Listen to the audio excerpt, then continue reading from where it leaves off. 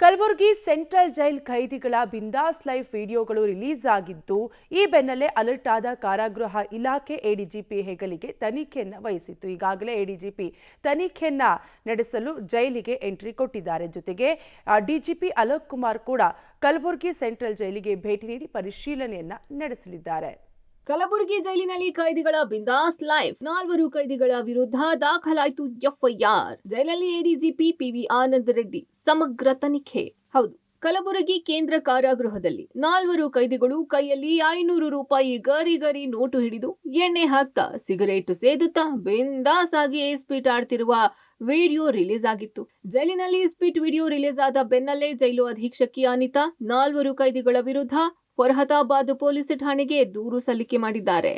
ಜೈಲು ಅಧೀಕ್ಷಕಿ ಅನಿತಾ ದೂರಿನ ಆಧಾರದ ಮೇಲೆ ಆಕಾಶ್, ರಾಕೇಶ್, ಪ್ರಜ್ವಲ್ ಸೇರಿ 4 ಆರೋಪಿಗಳ ವಿರುದ್ಧ ಎಫ್ಐಆರ್ ಆಗಿದೆ.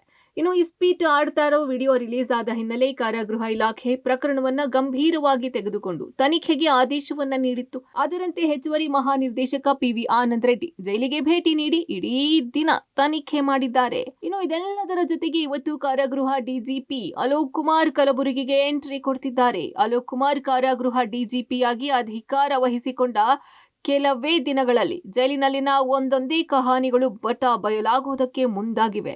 ಹಾಗಾಗಿ ಸರ್ಕಾರ ಕೂಡ ವಿಚಾರವನ್ನ ಬಹಳ ಗಂಭೀರವಾಗಿ ತೆಗೆದುಕೊಂಡ ಹಿನ್ನೆಲೆ ಅಲೋಕ್ ಕುಮಾರ್ ಜೈಲಿಗೆ ಭೇಟಿ ನೀಡಿ ಜೈಲಿನ ವ್ಯವಸ್ಥೆ ಬಗ್ಗೆ ಖುದ್ದು ಪರಿಶೀಲಿಸಲಿದ್ದಾರೆ. ವಿಡಿಯೋ ರಿಲೀಸ್ ಹಿಂದೆ ಪಿಎಸ್ಐ ಅಕ್ರಮದ king pin R D Patil ಜೈಲಿನಲ್ಲಿ ಪದೇ ಕಿರಿಕ್ ಮಾಡ್ತಿದ್ದ ಹಿನ್ನೆಲೆ ಬೇರೆ ಜೈಲಿಗೆ ವರ್ಗಾವಣೆ ಮಾಡುವಂತೆ ಅಧೀಕ್ಷಕಿ ಅನಿತಾ ಪತ್ರ ಬರೆದಿದ್ರು. ಈ ಬೆನ್ನಲ್ಲೇ ಒಂದೊಂದೇ ವಿಡಿಯೋಗಳನ್ನ ಆರ್ ಡಿ ಪಾಟೀಲ್ ರಿಲೀಸ್ ಮಾಡಿಸ್ತಿದ್ದಾನೆ ಅಂತ ಹೇಳಲಾಗ್ತಾ ಇದೆ. ರಿಲೀಸ್ ಆಗಿರುವ ವಿಡಿಯೋದಲ್ಲಿದ್ದ 4 ಪೈಕಿ ಮುನಿ ಅಲಿಯಾಸ್ ಕಪ್ಪೆ ಸದ್ಯ ಜೈಲಿನಿಂದ ರಿಲೀಸ್ ಆಗಿದ್ದಾನೆ.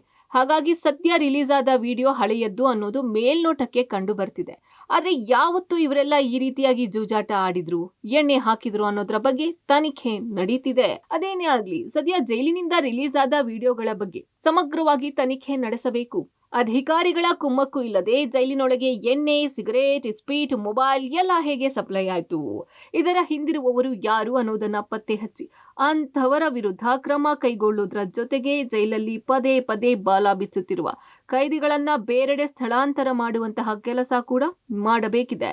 Praveen Reddy, public TV, Kalaburagi.